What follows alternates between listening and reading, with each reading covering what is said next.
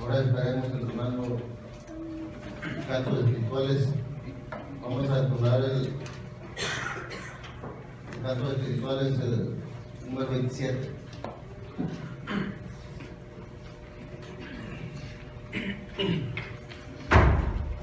Padre, tu palabra es.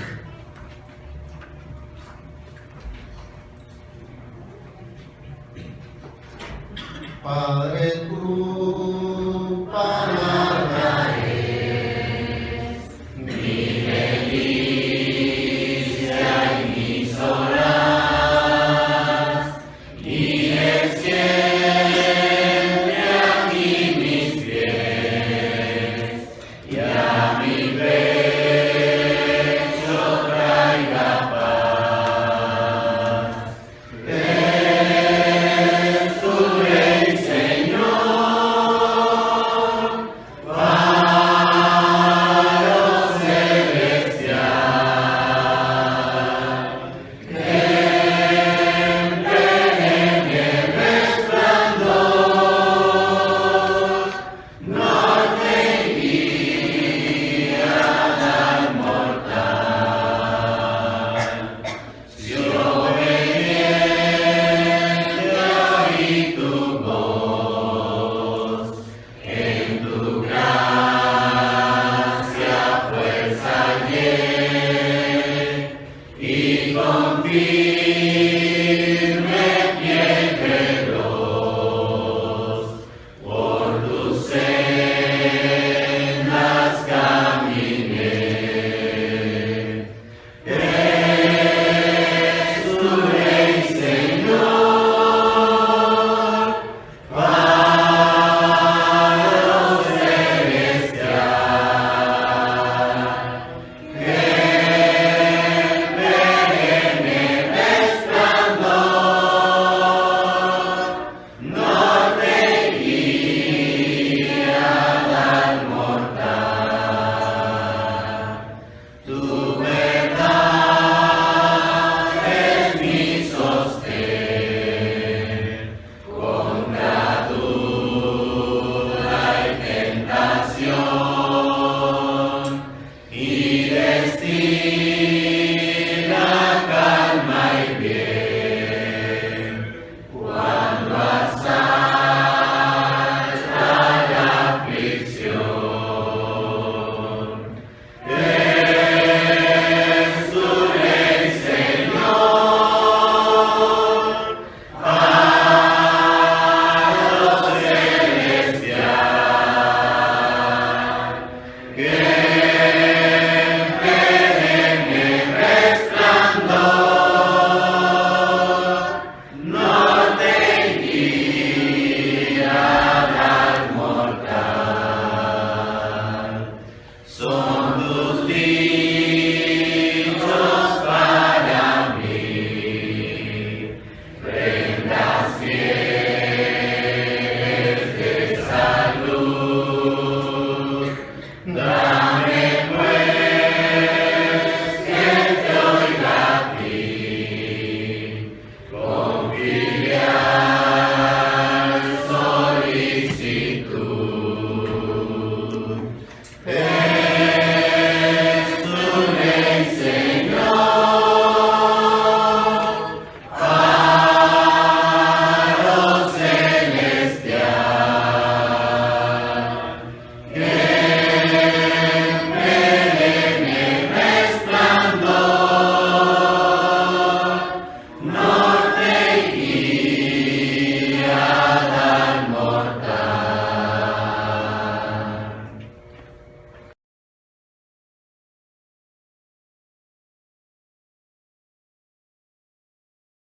Himnario. Estaremos entonando el canto número 93.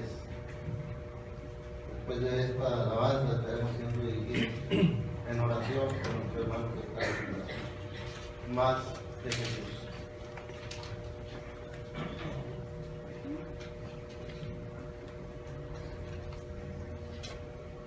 Más de Jesús deseo saber, más de su gracia y poder, más de sus almas. salvación gozar, más de su dulce amor gustar. Más quiero amarle, más quiero honrarle, más de su salvación gozar, más de su dulce amor gustar. Más quiero a Jesús seguir, más de su santa ley cumplir, más de su voluntad saber, más de su espíritu tener. Más quiero amarle, más quiero honrarle, más de su salvación gozar, más de su dulce amor gustar.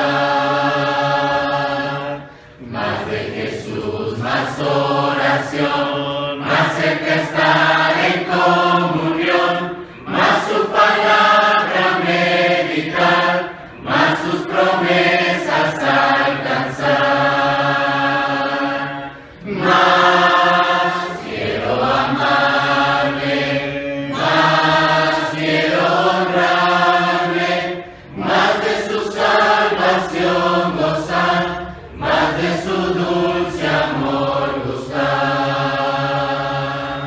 Más de Jesús allá veré, más semejante a él seré, más de su gloria he de gozar, más su gran nombre alabar. Más quiero amarle, más quiero honrarle, más de su salvación gozar, más de su dulce amor gustar.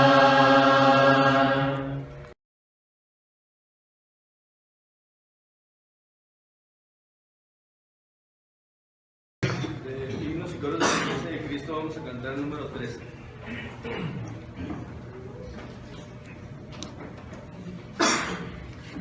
Número 13, te esperaré. Vamos a cantar. Sé que vendrá y me dará felicidad. Esperaré, pues volverá y borrará la oscuridad. Será rayo de luz que alumbrará mi humanidad. Esperaré. Sé que vendrá y me dará tranquilidad. Esperaré, esperaré. Sé que vendrás y reinarás por la eternidad. Esperaré, no tardes más. Clama por ti. Esperaré, pues volverá. No olvidará volver por mí. Será rayo de luz que alumbrará mi humanidad. Esperaré, sé que vendrá y me dará tranquilidad. Esperaré, esperaré. Sé que vendrás y reinarás por la eternidad. Y reinarás por la eternidad.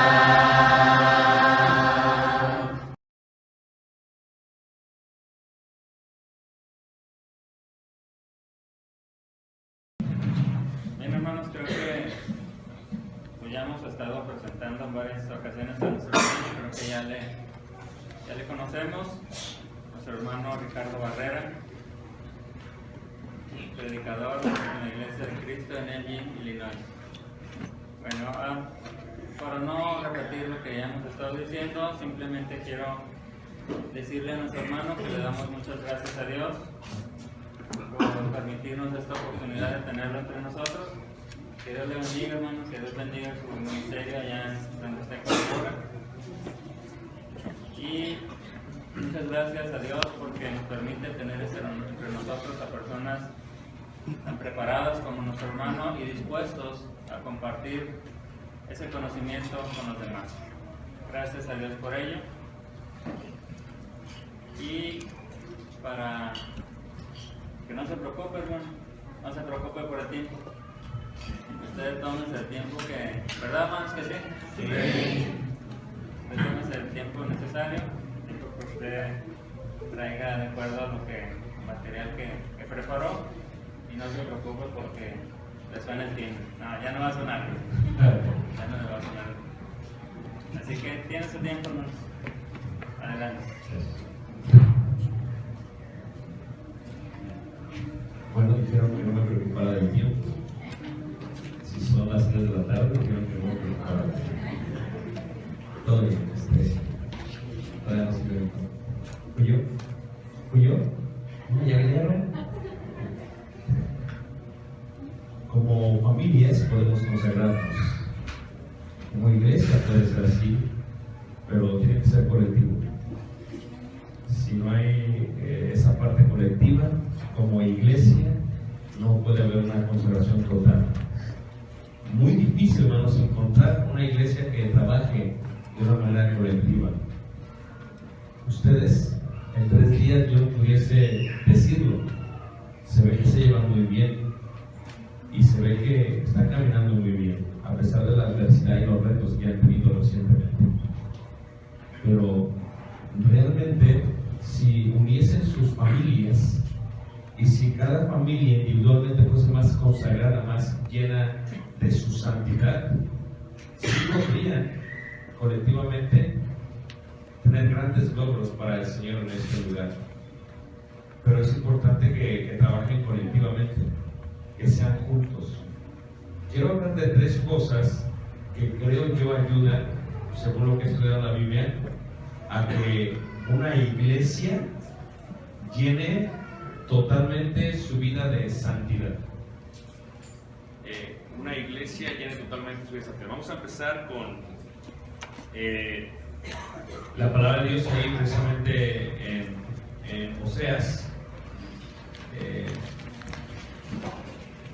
Y vamos a empezar en el capítulo 4, en el verso 6. Oseas 4, verso 6. Vamos a estar en Oseas 4, verso 6. Para que una iglesia se llene de Dios, se llene de su santidad, primero tiene que conocer lo que Dios espera de ellos. Estamos sufriendo, hermanos, en la iglesia de Cristo algo que es consecuente de los medios. Doy este ejemplo para que me entiendan. El mundo virtual, la tecnología, se supone que iba a avanzar el tipo de productividad que el hombre tendría. Pero mientras los teléfonos se vuelven más inteligentes, nosotros nos volvemos un poco más flojos, más ociosos para hacer las cosas. Cuando yo era pequeño, por ejemplo, recuerdo que me sabía más de 50 números de teléfono de memoria y mi madre me utilizaba como agenda electrónica y me decía: ¿cuál es el teléfono de tu tía, hijo mío? Y se lo daba. ¿Y cuál es el teléfono de tu abuela? Y se lo daba. Pero el día de hoy no me sé más de 50 teléfonos. Y eso se lo debo a mi teléfono. No solamente es carísimo, sino que también me está haciendo más ocioso, más flojo, más perezoso. Cuando yo era pequeño, hermanos, nos daban un proyecto para investigar. Recuerdo que uno primero iba a la biblioteca y después de ir a la biblioteca tenías que preguntar a la persona que estaba ahí dónde estaba ese libro y te mandaba a una sección. y luego de la sección buscabas el libro, y luego del libro buscabas el capítulo, y hay veces leías varios capítulos para encontrar la información que querías. Pero el día de hoy, con la gran habilidad de Google, como se dice en inglés, tenemos un gran problema, ¿verdad? La gente plagia sus escritos, la gente del día de hoy investiga a través de un teclado, la gente no le gusta estudiar, no le gusta leer, no le gusta conocer más de Dios. Vivimos en un mundo tan estructurado que limitamos a veces el conocimiento, limitamos a veces el aprender de Dios. En la ciudad de Berea, en el país de Grecia, hay una piedra donde se predicó Pablo. Y cuando tú subes ahí, es en un pequeño monte, subes al monte y está ahí el lugar donde se predicó Pablo. Yo solamente puedo imaginarme cómo es que los hermanos, cuando escucharon a un hombre tan elocuente, con tanta sabiduría, con tanto conocimiento, aún así no le creyeron, o al menos dudaron si lo que decía era correcto. Y lo que hicieron fue que fueron a investigar para ver si lo que Pablo había dicho era conforme a las Escrituras. Era conforme a las Escrituras. Cuando escribes un libro tienes que poner fuentes, y las fuentes tienen que ser veraces, porque se pueden revisar para ver si es cierto. Si se escriben con estilo, le llaman un estilo Chicago. Entonces, Pablo dio su mensaje inspirado por el Espíritu Santo. Los de verdad dijeron: no, vamos a revisar, vamos a ver si esto es así o no es así. La iglesia está sufriendo muchísimo. A la iglesia no le gusta estudiar, a la iglesia no le gusta leer. Tengo un hermano que me metieron a la cárcel, y me dijo mi hermano que en menos de 3 meses, esto es antes de ser cristiano, leyó la Biblia 3 veces. Dice, no tenía nada que hacer. Dice, ¿sabes que ahora que estoy fuera de la cárcel, llevo más de 10 años y no he podido leer toda la Biblia ni una vez? A veces nos preguntamos si tenemos que estar en un calabozo para buscar el conocimiento de Dios, ¿verdad? Y pensamos, como dijo el proverbista, que deberíamos de poner sobre nuestro cuello, buscar la inteligencia y buscar la sabiduría y buscar el conocimiento, leer, estudiar, buscar para que seamos llenos. Regla número 1: una persona no puede ser Kadesh a menos que sepa lo que es sucio y lo que es limpio. El día de hoy tenemos varios conceptos grises. En la iglesia hay varios conceptos grises. No hay claridad, no hay convicción. Y la convicción, hermanos, realmente ayuda mucho al cristiano a llenarse de Dios. Pero cuando una persona no tiene convicción, cuando duda de las cosas, cuando tiene que preguntar, y cuando quien le pregunta no estudia, hay una gran fractura dentro de la estructura divina. Y la fractura tiene que ver con el conocimiento. Y pasó en el tiempo, le digo, la vida es cíclica, todo se repite otra vez. Dice ahí 4:6, mi pueblo fue destruido. ¿Por qué es destruido? Dice, porque le faltó ¿qué? Conocimiento. Le faltó conocimiento. Dice, por cuanto desechaste el conocimiento, yo te echaré del sacerdocio, y porque olvidaste la ley de tu Dios, también yo me olvidaré de tus hijos. Le dije a un hermano varón que es mecánico en la congregación, necesito que juntes a todas las doncellas y les enseñes a cambiar las llantas del carro. Y se empezó a reír, dice, ¿para qué se les enseña a cambiar las llantas? Yo, es que necesito que sepan. ¿Pero por qué? ¿Sabes qué pasa? La pobre mujer muchas veces no sabe de los carros. Hay un video chistoso en internet que la mujer dice que le falta aceite de carro. Abre la cajuela, abre el aceite y le echa el aceite sobre el carro y le sigue faltando aceite. Y es que lo que pasa es que las doncellas ya manejan el trabajo, las jóvenes van a la escuela, y si se les llegase a ponchar una llanta, también tienen que saber lo básico, tienen que conocer. Estaba yo sentado con un hermano y dice, se nos descompuso, se nos ponchó la llanta de la camioneta y nos bajamos y no se conocían entre ellos. Y dice el hermano, dice, como agarra el gato y como quite la llanta, te voy a decir si conoce o no conoce cómo sacar la llanta. Conocimiento. ¿Para qué necesitas saber cambiar una llanta? Aunque seas mujer, porque va a haber algún día que lo vas a necesitar. ¿Para qué necesitas saber cargar la pila? Porque va a haber un día que lo necesitas hacer. ¿Qué en cuanto a la vida, pues? ¿Cómo llenarnos si no conocemos? ¿Cómo llenarnos si no investigamos? ¿Cómo llenarnos si lo hacemos todo por Google? Por Google, le dicen aquí. ¿Google es correcto? ¿O Google? Google. Entonces, ¿cómo hacerlo? ¿Saben Google o Google también? Oh, excuse me. No, va a ser de US. Entonces, ¿cómo hacerlo? ¿Cómo lo haces? Es algo totalmente incongruente. El conocimiento es tan básico que para conocer a Dios no se requiere solamente leer. Hay algo interesante acerca del judío. El rabí enseña en 4 maneras. ¿Okay? En forma paralela, porque uno aprende cuando repite las cosas. Uno aprende cuando repite. El judío enseña en forma de canto. ¿Por qué no se memorizan los cantos? Porque dices, te esperaré. Sé que vendrá. No se les va a olvidar, ¿verdad? O Mondata, que sabios son, conocen. En forma paralela lo repite. Por eso Proverbios, por esos Salmos, aún Apocalipsis, dices, pero ¿por qué está diciendo otra vez lo mismo si ya lo acaba de decir? ¿Por qué lo dice con peras y luego con manzanas? Porque es la forma en que la gente aprende a conocer cuando se repiten las cosas. Cuando tu esposa te repite las cosas, es porque es la manera que aprendemos a conocer. Cuando tus papás te repitan las cosas, es porque es la manera que aprendemos a conocer. Es a través de repetición. Por eso el judío se menea, está repitiendo en su mente, para que nunca se lo olvide, porque el conocimiento es importantísimo, hermanos. Dice Efesios, y de conocer el amor de Cristo. Y de conocer el amor de Cristo que excede a todo ¿qué? Conocimientos. ¿Con qué propósito dice? Para que sean llenos de toda la plenitud de Dios. Efesios 3:19. ¿Cómo puedo ser lleno si no leo, si no estudio? Tenemos que formar hábitos en la iglesia, hermanos. Hábitos de lectura. Si tú eres un hermano que se acaba de bautizar, debes de leer toda la Biblia en un año. Es ley. Tienes que conocer, tener una idea del panorama bíblico. Es que, hermano, yo empiezo y me aburro. Ah, pero qué buena está la película. Y qué bueno está el Netflix, ¿a poco no? No, tenemos que aprender a conocer. Porque el pueblo pereció por causa de ¿qué? Falta de conocimiento. ¿Cómo voy a conocer a Dios? ¿Cómo me puedo llenar? ¿Cómo me puedo llenar? Voy a hablar en cuanto a las mujeres. Primero hablo con las mujeres. No soy machista, pero voy a hablar de la cocina. ¿Ok? Vamos a hablar de las mujeres. Cuando haces frijoles, pones los frijoles.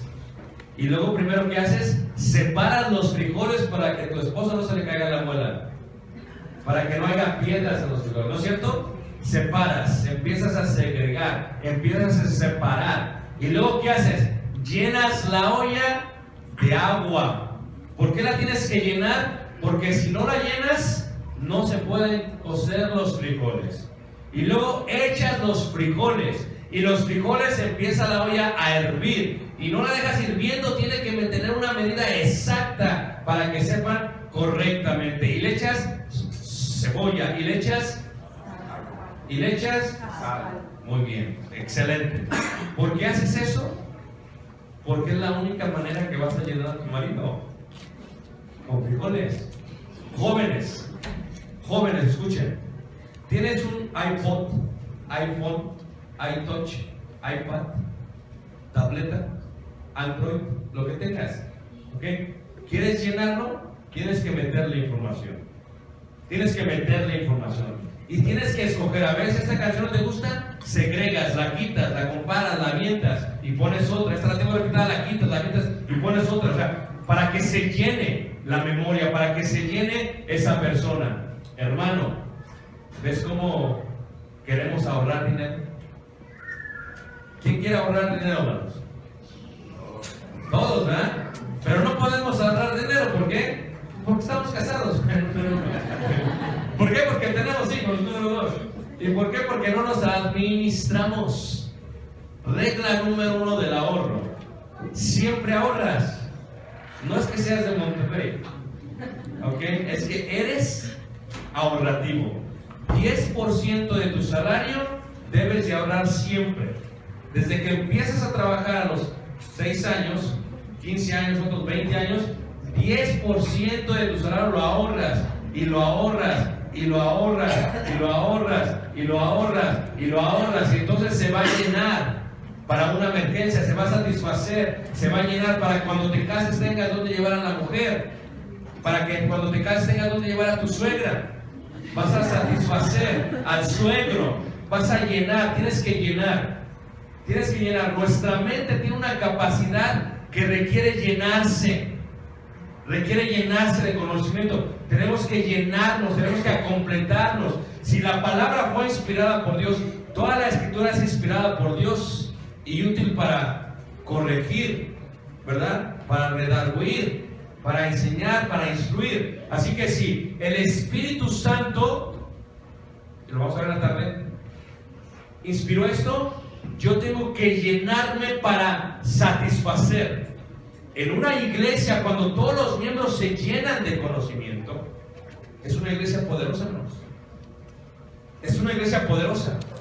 Cuando una iglesia sabe lo que se está diciendo, y no solamente sabe, que cuando se está predicando empieza a segregar, le quita las piedras, examina todo, desecha lo malo y retiene que es parte de lo que hace, es el procedimiento que tiene que hacer, y retiene el conocimiento que le va a ayudar, el que le va a ayudar a llenarse. Cuando una iglesia hace eso más, es una iglesia que crece. Pero el judío tenía otra forma de enseñar también.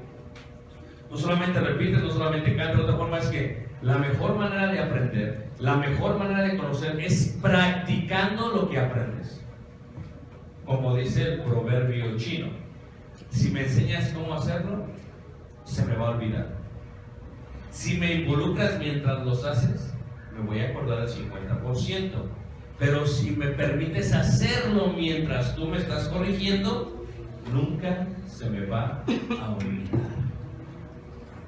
Así que, ¿cómo puedo llenar? Si sé algo, practicarlo. Si aprendí algo hoy en la iglesia, practicarlo. Si aprendí hoy algo en la Biblia, practicarlo. ¿Sabes por qué los judíos solamente podían comer animales puros? Porque los animales puros, hermanos, mastican. Es más, ¿quién es de rancho de aquí, hermanos? ¿Nadie? Eso, voy a hablar con los rancheros. ¿Qué hace la vaca cuando mastica? La vaca come y luego como que se lo pasa y ¿qué hace? Se regresa, ¿a poco no? Y luego como que, ¿y cuántos estómagos tiene? 4. Fíjate, 4. ¿Qué debe de hacer el cristiano? Leer, meditar, reflexionar, sacar. Leer, meditar, reflexionar, sacar. Esa es la palabra en hebreo, discernir. Discernir es lo masticas, lo regresas, lo masticas, lo regresas, lo masticas, lo regresas y lo guardas en un estómago. Y luego viene otra vez, y lo guardas en tu corazón, y luego viene otra vez, y lo guardas en tu mente. Cuando una iglesia conoce, cuando una iglesia se llena de conocimiento, cuando una iglesia discierne las cosas, es una iglesia poderosa. Y puede comprender, y puede llenarse de toda la plenitud de ¿qué? De Dios. De toda la plenitud de Dios. Es parte de lo que hace el conocimiento. Cuando una iglesia se llena de conocimiento, una iglesia se puede someter en el temor de Dios. Someter en el temor de Dios. Una iglesia puede aprobar y reprobar. En la compañía que trabajé nos enseñaron a ser siempre proactivos. Nuestra cultura mexicana es reactiva. Somos reactivos, no proactivos. ¿Ok? Dejamos de comer azúcar cuando ya no podemos. ¿Ok? Hacemos algo cuando ya no hay nada más que hacer.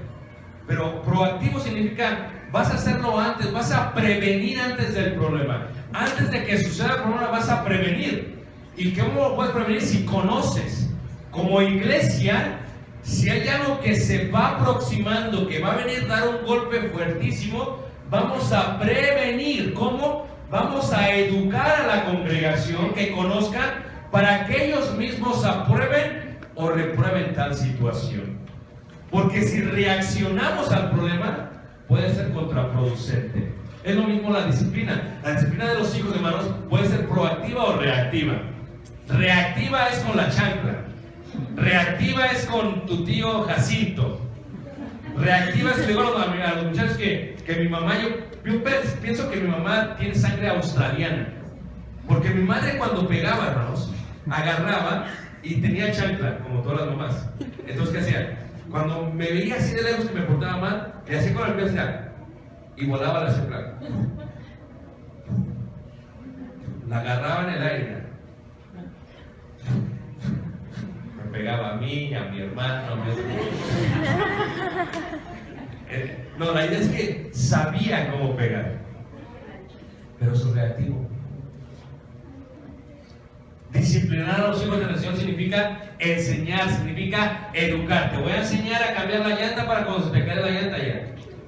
Porque va a pasar, hermanos. Bueno, te voy a enseñar esto. ¿Por qué hacemos esto, amigo? Por esto. Cuando vas en el carro, vamos a prevenir, vamos a hablar de esto aunque no esté pasando. No te quiero castigar, te quiero preparar. Quiero que conozcas, quiero que sepas para que te acuerdes, que estés totalmente lleno. Así como ustedes llenan de música, de fotos su teléfono, así tu papá va a llenar tu vida de consejos. Por eso átalas a tu corazón, dice la Escritura, átalas. O sea, voy a llenar de tanta información, de tanto conocimiento, que cuando tú vayas caminando, recuerda lo que tu papá te dijo. Cuando te presente una situación digas, Kadesh, Kadesh.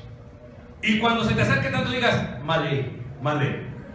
Y que toda tu vida estés, Kadesh, Kadesh. ¿Por qué? Porque papá dijo. ¿Por qué? Porque papá dijo. Los judíos decían, se las vas a repetir cuando se levanten, cuando caminen, cuando vayan. Las pones en las puertas, en las paredes, en todos lados. ¿Por qué? Porque si les das conocimiento y si ellos lo hacen, y se lo repites, y se lo repites, y se lo repites, lo van a empezar a practicar. Si lo practican, nunca se les va a olvidar. Nunca se les va a olvidar. Y la labor más grande de los padres es que aprendamos a desaparecer en la vida de los hijos, pero que mientras desaparezcamos, todavía estemos presentes. Eso que nos hace como padres.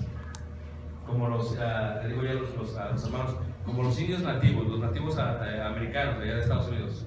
Cuando el niño ya va a ser hombre, cuando llega a la juventud va a ser hombre, se lo lleva al padre y se lo lleva al bosque. Y está en el bosque y lo pone en un tronco y lo sienta y le dice, nativo, no sé cómo se habla, y le empieza a decir, y le está diciendo, me voy a ir, te vas a quedar, cierra los ojos. Y está el que va a ser joven, cierra los ojos el hombrecito. Dice el padre, vas a oír ruidos, tal vez de animales, pero ahí te vas a quedar sentado y no te vas a mover. ¿Ok? Ahí está. Entonces cierra los ojos y el padre se va. Y pasa una hora y soy así como un ruido. Pasa tal vez un oso, no los puede abrir. Tal vez pasa un leopardo, no los puede abrir. Un ave tal vez, y está nervioso y las hojas y todo, tampoco se puede dormir. Y cuando se abre los ojos, dice, no los vas a abrir hasta la mañana. Y cuando abre los ojos en la mañana, el jovencito, a lo lejos está su padre sentado. Y le dice, yo siempre voy a estar contigo. Yo siempre voy a estar contigo. Aunque no siempre me vas a ver. ¿Sabes qué hacemos como padres? Tenemos que aprender a desaparecer. Nos dejarán de ver, pero se van a acordar como nosotros. Mi madre me decía.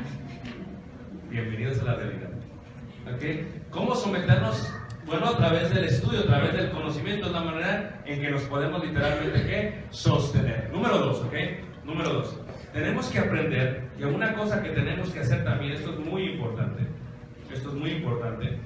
tenemos que aprender a que una iglesia se llena de santidad cuando practica lo que conoce.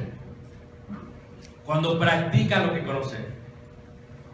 No llenar, no satisfacer, no maleir el conocimiento, la sabiduría de Dios, indica pecar. Errar al blanco, errar a lo que Dios te dijo. Ahora, ¿quiénes son los que van a pecar más? Todos vamos a pecar. Pero ¿quiénes van a pecar más? Los que tienen menos conocimiento. Pero también está ahí un efecto bien interesante, hermanos, en la gente. Que una persona puede saber, pero aunque sepa, no lo quiere hacer. Es más, en el Antiguo Testamento se conoce de manera. se puede ofrecer un sacrificio por el pecado, pero también se puede ofrecer un sacrificio de expiación. Son dos cosas diferentes. Por el pecado, aún por el pecado que no sabía que cometió, y por expiación porque lo hizo por prevaricación, o sea, sabía y aún así que lo hizo. Entonces, en la iglesia, si nos vamos a llenar de santidad, todos tenemos que estar totalmente de acuerdo en el conocimiento de Dios. Comprender y seamos llenos para comprender el conocimiento de Dios. Número 2, tenemos que empezar a aplicar el conocimiento de Dios, y no es algo fácil, ¿ok? Es algo muy complicado, hermanos. Mira, fíjate cómo dice Apocalipsis capítulo 3. Apocalipsis, vayamos a Apocalipsis, al inicio de Apocalipsis, y vamos a ver en el versículo 2, capítulo 2, perdón, versículo 13, 2, 13. Apocalipsis 2, 13, perdón, ahí está, Apocalipsis 2, verso 13, dice así. En Pérgamo, hermanos, la ciudad de Pérgamo se encuentra en el país de Turquía. Y las ruinas de Pérgamo son las segundas ruinas más hermosas de las 7 iglesias de Apocalipsis. Preciosas. Las más bellas son Éfeso. Éfeso es una preciosura. 3-4 horas de caminar, es hermoso Éfeso. Pérgamo son las segundas más hermosas. Pérgamo, yo compré un pergamino en Pérgamo, porque ahí se llamaba Pérgamo porque ahí se encontraba la segunda biblioteca más grande del mundo antiguo. La primera estaba en Egipto, en Alejandría, la segunda estaba en Pérgamo. Compré un rollo, me costó un dineral, pero era de animal limpio. Hermoso está el rollo, precioso. En Pérgamo tenían la mejor biblioteca de conocimiento. Pero a pesar que tenían conocimiento, el problema que tenía Pérgamo es que no lo llevaba ¿a qué? A la práctica. Y ese es el problema. Entonces, estuvimos en donde se encuentra la sinagoga, que ahí es donde se reunía la iglesia de Cristo, y es donde se leyeron esas palabras cuando se mandó el mensaje. Ahí nos juntamos con los hermanos y cantamos Iglesia de Cristo, y empezamos allá a meditar y dimos ahí un pequeño mensaje, ahí precisamente en el lugar donde estaba la iglesia del Señor, en la sinagoga, en Pérgamo. Y dice la escritura que le dice Jesús: yo conozco tus obras y dónde moras, donde está el trono de Satanás, pero retienes mi nombre y no has negado mi fe, ni aun en los días en que Antipas, mi testigo fiel, fue muerto entre vosotros, donde mora ¿qué? Satanás. Pero tengo unas pocas cosas contra ti, que tienes ahí a los que retienen la doctrina de Balaam. No se sabe la historia del Antiguo Testamento de Balaam, pero es muy sencillo. Hay veces en la iglesia alguien conoce lo que Dios dice, pero aunque lo conozca, no se quiere meter en problemas con nadie. De veras, es más, le dice el hombre a la mujer: tú no digas nada porque no queremos tener problemas. Entonces, pero a veces no tienen el valor de decir algo, así que indirectamente lo mandan decir con alguien más. Yo no sé si esto lo han visto aquí, espero que no, pero a veces tú escuchas a un hermano y no es el hermano el que está hablando, es el otro que está así, pero ese fue el que lo está diciendo.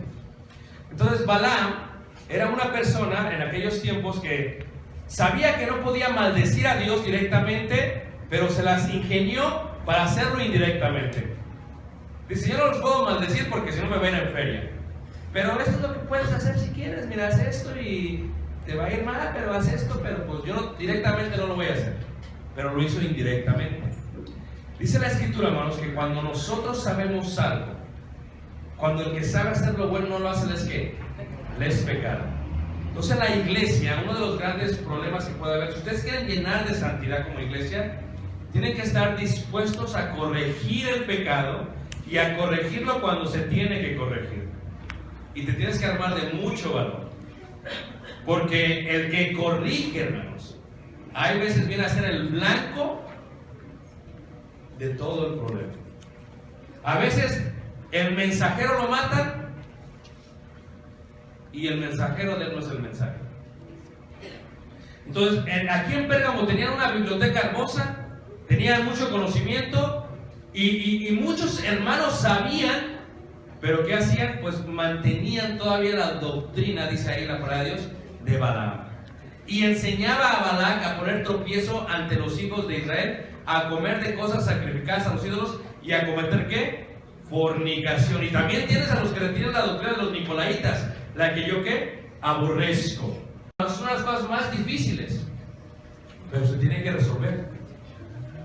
Porque causa y efecto. ¿Quieren ser proactivos o reactivos? Hay iglesias reactivas y la mayoría han desaparecido. Hay iglesias proactivas. Entonces, Pablo era, aunque no era anciano, pensaba como anciano. Siempre veía sobre las ovejas y veía siempre adelante. Entonces, en Corinto había un problema de un pecado muy serio. Entonces, Corinto, hermanos, era gente que conocía Biblia. Tenían mucho conocimiento y el problema era que un muchacho pues estaba acostándose con su madrastra. Había un caso de fornicación muy fuerte. Entonces, los corintios no es que no sabían, sabían mucho y discutían mucho acerca de lo que estaba bien y mal, pero cuando requería aplicarlo, hermanos, se les hacía difícil. Es difícil aplicar la Biblia. Es más difícil cuando hay conflicto de intereses. Lo repito, es más difícil cuando hay conflicto de intereses. Porque todos tenemos nuestro talón de Aquiles. Y el diablo lo conoce también, hermanos, que a veces por ahí nos pega. Entonces, yo sé lo que Dios dice, esta persona no lo está haciendo, tengo que aplicarlo. Los corintios no lo hacían. Y Pablo dice, no es buena vuestra jactancia. O sea, ¿de qué sirve que conoces pero no aplicas? ¿Quieres ser santo? Tienes que aplicar. ¿Quieres ser maley? Tienes que consagrarte. Y en esa consagración va a haber grandes problemas. Entonces Pablo, cuando les habla a los hermanos, cuando les enseña esto en primera carta de Corintios capítulo 5, Pablo, muy sabio, dice 5:2, dice, y vosotros, dice, estáis envanecidos. ¿Por qué? Porque el conocimiento, ¿qué, hermanos? Y el amor. Entonces, el conocimiento a veces le sube a la gente, pero esto es clave. Si tú conoces y lo aplicas, eres sabio. Si tú conoces y no lo aplicas, tal vez seas inteligente, pero Dios ama más la sabiduría que la inteligencia. El propósito es voy a aplicar, y aplicar tengo que ser totalmente, hermanos, objetivo en la aplicación de la palabra de Dios. Y esto es muy difícil. Como le pasó a David, un gran rey, un gran juez, un gran hombre, ¿a poco no? Pero David tenía un gran problema. Tenía el corazón conforme a Dios. Pero yo siempre, según las estadísticas, el porcentaje, 3 problemas tiene el hombre, le digo a los muchachos. 3 problemas. Número 1, dinero. Número 2, poder. Y el más grande, hermanos, ¿cuál es? No, ustedes no digan nada, los hombres. ¿Cuál es? Mujeres. Y una mujer turbó a David, hermanos. Una mujer. No fue Goliat que medía 3 metros. Una mujer, hermanos. Qué casualidad, se sube. Nosotros vamos a estar ahí en la terraza del castillo de David, de las ruinas, ahí en la parte baja de Jerusalén. Y cuando tú te subes, es una terraza en las ruinas, se ve todo el pueblo abajo. Bueno, yo no sé, pero yo siempre tengo este debate. Qué casualidad que Betsabé se bañó. Y que cuando se bañó, pues, cualquier mujer si se va a bañar, pues va a ver si qué pasó, ¿no? Está todo libre, ¿verdad? Cualquier mujer. Pero en el caso de esta Betsabé, hermanos, se mete a bañar. ¿Y qué casualidad que se mete a bañar? Y desde ahí se ve el... Sí. Van a decir, hermano, le está echando la culpa a Betsabé. No, la culpa fue de David. Porque el hombre debía haber estado trabajando mientras estaba dormido en la tarde. Estaba de ocioso David. Pero lo tumbó. Una mujer que lo tumbó. Y David conocía muchísimo de las escrituras. Viene un profeta. Le dice el profeta: David, hay un problema. Ahora, para ser objetivos, hermanos, tenemos que salirnos del problema. ¿Están de acuerdo? Para ser objetivos tenemos que salirnos del problema. Es como cuando estamos viendo un partido de fútbol, ¿a poco no? Ahí están todos, qué tonto, ¿qué? Haz esto, me estás gritando. Pues es como no estás sudando. Si yo fuera técnico, ¿verdad? Si fuera técnico hubiéramos ganado el Regio, pero no soy el técnico y nos va a ganar. Empiezan a discutir, empiezan a generar ideas, ¿verdad? pero tienes que salirte. Y le dice el profeta a David, ¿sabes qué, David? Ahí está el problema. Había un hombre, tenía muchos animales, y había otro que solamente tenía una. Pues el otro que tenía muchos vino, mató a esa y se la comió y se la destrozó. Y David, muy objetivo, hermanos, porque conocía, el tal es digno de muerte. Y dice el profeta, ese tal eres tú. O sea, salirte del problema te ayuda a ser objetivo. ¿No lo creen? O sea, cuando uno dice ahí, no es buena vuestra jactancia, ¿no sabéis que un poco de levadura leuda qué? Toda la masa. Si conocemos y no aplicamos, hermanos, no se aplica. Queremos ser llenos como iglesia, tenemos entonces que ¿qué? Practicar, aplicar, hermanos. Y es difícil aplicar. Primero aplicar a mí mismo y aplicar a mi familia, pero después aplicar ¿a quién? A la iglesia. Someternos en el temor de ¿qué? En el temor de Dios. Hay un problema. Una iglesia no crece, una iglesia no se multiplica, una iglesia no gana victorias, porque hay veces tienen el problema de un hombre. Yo le llamo a esto el secreto de la derrota. El secreto de la derrota. En Jericó, ¿verdad? Cuando el pueblo estaba dividido, el reino, ¿verdad? Cuando entraron y destruyeron Jericó antes de la división, cuando destruyeron Jericó, entraron, ¿verdad? Y entonces pasaron por Jericó, las ruinas más antiguas están en Jericó, ¿verdad? ¿Y qué pasa? Dios les dice, no quiero que tomen nada de ellos. Pero había un hombre que ¿qué hizo? Miren, les voy a contar una anécdota. Dijeron que me tomara mi tiempo, ¿ok? Yo estaba en Ciudad de México, estaba pequeño. Yo traía unos chores blancos, unos chores blancos esos de la primaria, ¿saben, Sancho? Porque, y luego unas calcetotas, ¿se acuerdan? Entonces me enfermé y mi papá me llevó a la clínica. Entonces íbamos a la pecera, en las combis, ya entonces, y me senté enfrente, estaba el chofer, estaba yo sentado y estaba mi padre. Y cuando me senté, hermanos, pues íbamos, ¿verdad? Y en cada freno, pues se frenaba. Entonces de pronto me di cuenta que como ya había cobrado muchas monedas, agarró las monedas y ¿qué hizo? Y las puso abajo. Tenía una caja debajo de mis pies. Entonces cada que frenaba mis pies salían y luego llegaban y se iban todas las moneditas. Y ahora yo crecí en Ciudad de México, una ciudad corrupta, una ciudad que hace a los niños corruptos. ¿Okay?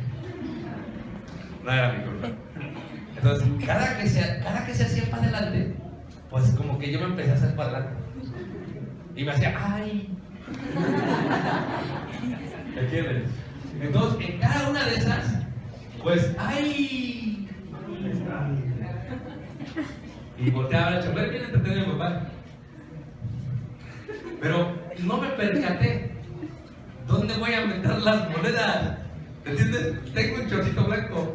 Entonces, dije, pues en la bolsa y las puse acá. Y pues eran como unos 30 semáforos, ¿no? Cada 30 veces una.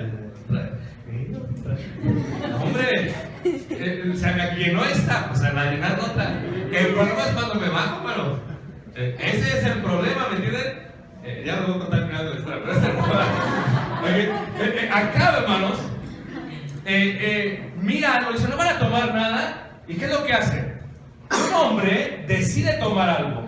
Decide tomar plata, decide tomar oro, decide tomar un manto babilónico, ¿verdad? Y decide cometer un error. Ciclos de plata, ¿cuánto tomó? Tomó, esto es al precio de la bolsa de Nueva York, ¿ok? Dice, tomó $784,800 en plata. Es que es mucho, ¿a poco no? Pues es que no eran como yo, ¿verdad? Este se fue rayado. Yo me fui rayado y marcado, tomó de ciclos de oro, tomó $11,445,000. Pues es que era mucho dinero. ¿Y qué fue? Y fue y lo metió debajo de ¿qué? De su tienda con el manto babilónico. O sea, este agarró y hizo todo, pero hubo un problema. Cuando guarda todo, hermanos, el pueblo empieza a ser vencido por el enemigo. El pueblo empieza a tener problemas. El pueblo ya no gana victorias. El pueblo tiene problemas. De tal manera que se empiezan todos a preocupar. Y dicen, pues ¿cómo le vamos a hacer ahora? Entonces, ¿qué es lo que dice Dios? Es que hay un problema. Porque es colectivo, hermanos. Cuando uno de nosotros, una familia, no se llena o no llena su vida de santidad, el pueblo no puede avanzar. no avanza, no va a avanzar. Dios no va a bendecir lo que está chueco. Es ley divina, hermanos. Dios no lo va a bendecir. Y estos no podían y no podían y no podían. Y dice el Señor, mira, vamos a hacer esto, dice, y empiezan a separar, porque no, tal tribu acá, de los jefes de esa tribu acá, la familia de esta acá, hasta que llegó a la familia de qué, del por qué no decir, cometí un qué, un pecado. Cuando el pecado está en la casa de alguien, hermanos, la iglesia no puede crecer, porque el daño siempre es colectivo. No solamente está afectando a ti, está afectando a tu familia y está afectando a todo aquel. Y si quieres que la iglesia esté llena de santidad, requiere que todos unidos apliquemos lo que conocemos, aunque nos duela. Aunque nos duela. La historia esta no la he contado, es la primera vez que lo voy a contar, ¿ok, hermanos? Estábamos en el edificio haciendo un servicio de niños. Y yo le dije a mi hijo Caleb, le he dicho a mi hijo Caleb siempre, que el área donde adoramos, le llamamos Shema, nosotros esta área, el área del auditorio, él no puede jugar en Shema. Le digo, mira, aquí no puedes jugar, esto es para adorar, aquí está apartado para adorar, tú no puedes jugar aquí. Es como el bautizero, no puedes tocar el agua, esto no es para bañarse, esto es para... Son lugares apartados con propósito. Entonces, resulta que mi hijo me habla a mi esposa. Digo, ¿qué pasó? Dice, ven, cariño. Ya, cariño ya es. Cuando si hubiera hecho cariñito, está el golpe fue más que el golpe duro. Y fui, hermanos, y vi una ventana y estaba rota, hermanos. Así, yo predico aquí y así esa ventana, así rota. Así, cada que me iba a predicar, iba a ver la ventana. Y mi hijo estaba sentado en la bancada de frente. Y le dije, y ya empezó a llorar. Él me vio y ya empezó a llorar. Entonces, todavía empezamos y digo, ¿qué está pasando? Entonces resulta que mi hijo es cinta café y no se amarró bien los zapatos. Entonces dice que él estaba practicando patadas. Entonces, y como tiene el pie plano, o sea, tiene unos tenis que tienen una suela especial, pues no son los tenis duros. Entonces dice que estaba practicando y que le hizo así, y que salió el zapato, ¡bum!, que lo rompe. El hijo del predicador. ¿Saben cuál es la presión que lo tiene, hermanos? A la mano derecha, cada que predico, un día sábado. Al otro día, todos se van a dar cuenta. Pero tampoco puedo meterle tanta presión. Pero también tengo que pensar en qué disciplina es apropiada. Y luego tengo que pensar, ¿es justo o es injusto? Y es un debate entre hombre y mujer. Hermanos, cuando reemplazaron el video, lo cual sí me costó, porque no es un video pequeño, y allá todo cobra mucho, porque es un video como es invierno allá, son dos videos que son videos especiales. Yo, el que estaba llorando era yo cuando cambiamos de video. Lo que yo les quiero decir, hermanos, es que me dice el hombre dice, pero lo bueno es que tu hijo no se lastimó. Y me puse a pensar, ¿qué será? Porque niños chiquitos, problemas chiquitos. Niños grandes, problemas grandes. ¿Qué será cuando tenga que aplicar la Biblia? No porque haya roto una ventana, sino porque está destruyendo su vida. Y hermanos, no puede haber conflicto de intereses. Uno tiene que así como uno ve a los hijos de los hermanos, tiene que lidiar con sus propios hijos. O como digo Jesús, con la misma vara que medís, seréis que medidos. Y uno tiene que aprender a aplicar eso, hermanos, para que la iglesia crezca en ¿qué? En santidad, se llene de santidad. No se preocupe, hermanos, ya voy a terminar, me faltan como 2 horas. Finalmente, hermanos, paz y santidad. Es interesante que hay una relación intrínseca entre la santidad y la paz. O sea, Por una parte tienes que lidiar con el pecado, por otra parte tienes que lidiar con la paz. Una iglesia se va a llenar de santidad cuando una iglesia aprende a estar en paz uno con otro. Seguir la paz y la santidad en la cual nadie verá a quién.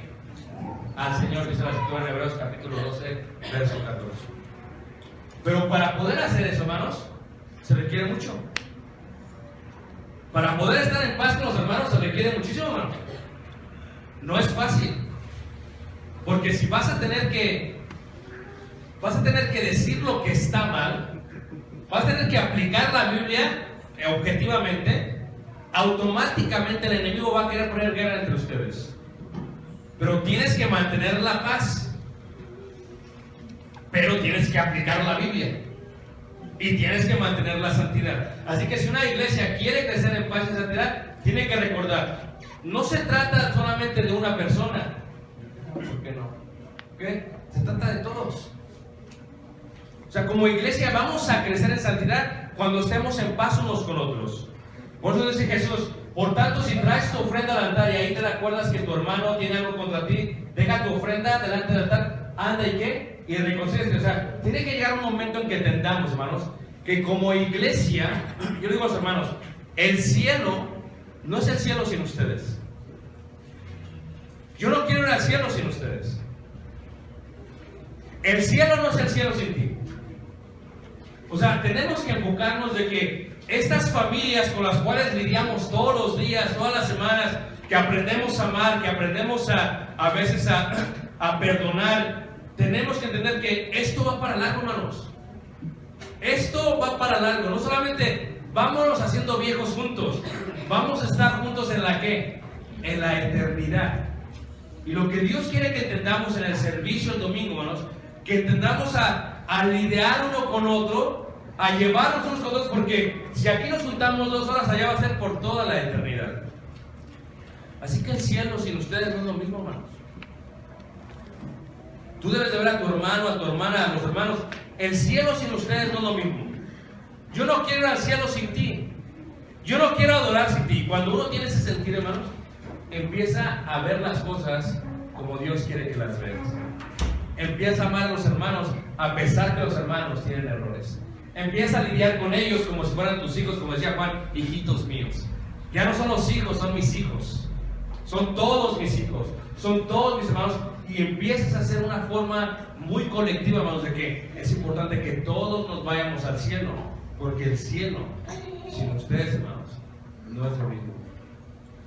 Los ancianos lo entienden bien, por eso lidian con ustedes. El predicador lo entendía bien, hermanos, por eso trabajó muchísimo. Pero ustedes deben de entenderlo.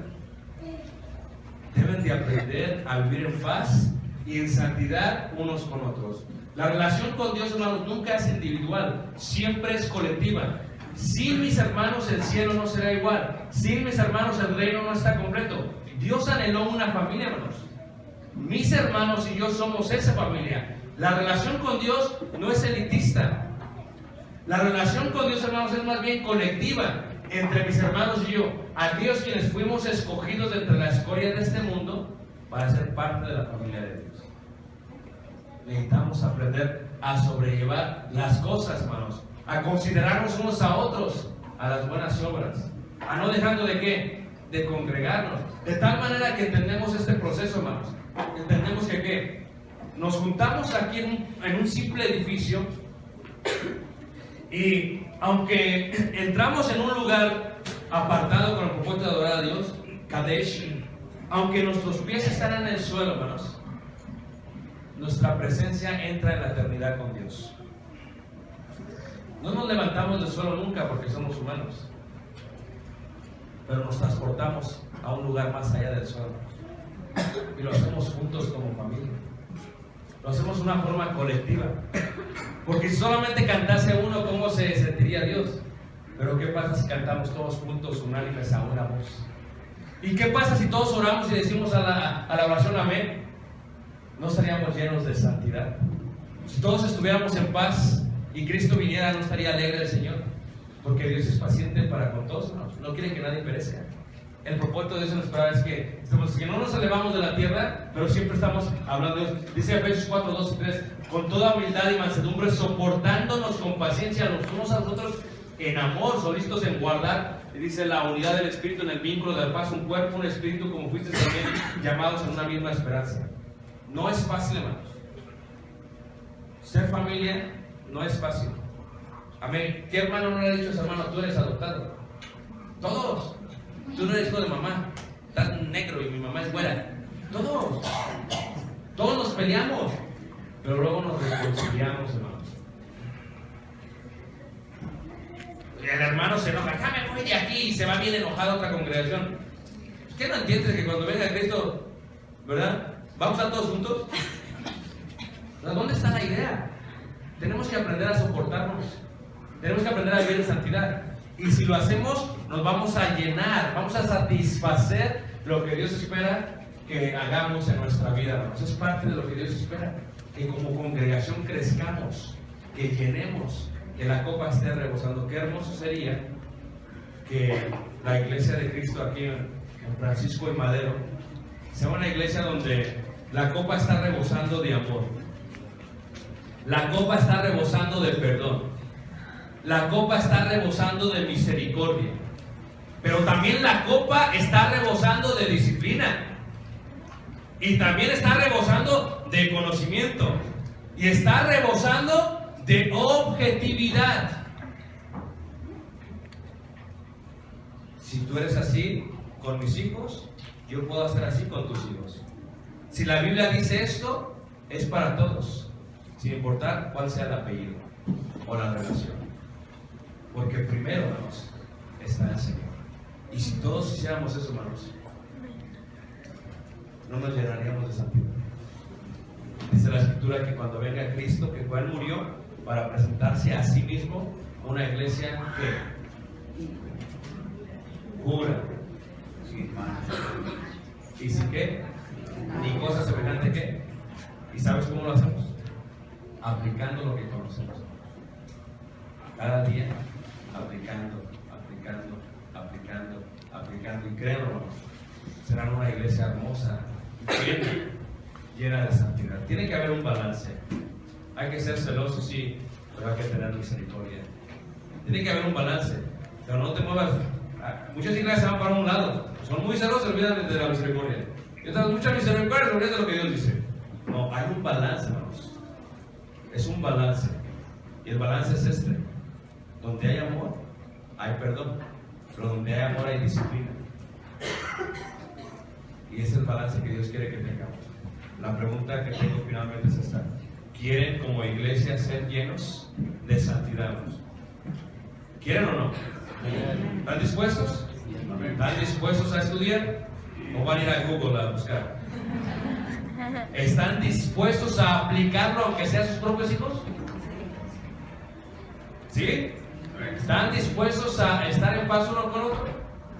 Si están dispuestos, les aseguro, hermanos, que Dios los va a llenar de bendición y que va a crecer muchísimo la iglesia. Mi invitación a ti que nos visitas es esta: Dios quiere que seas salvo hoy por eso. Para ti que andas tal vez mal, hoy es un día en que te puedes poner bien con Dios. Todo está en tus manos, pero tienes que llenarte de ello para que seamos capaces de saber cuál es la altura, la anchura y la profundidad del amor de quién. Dios los guarde, los hermanos en el nombre. Amén.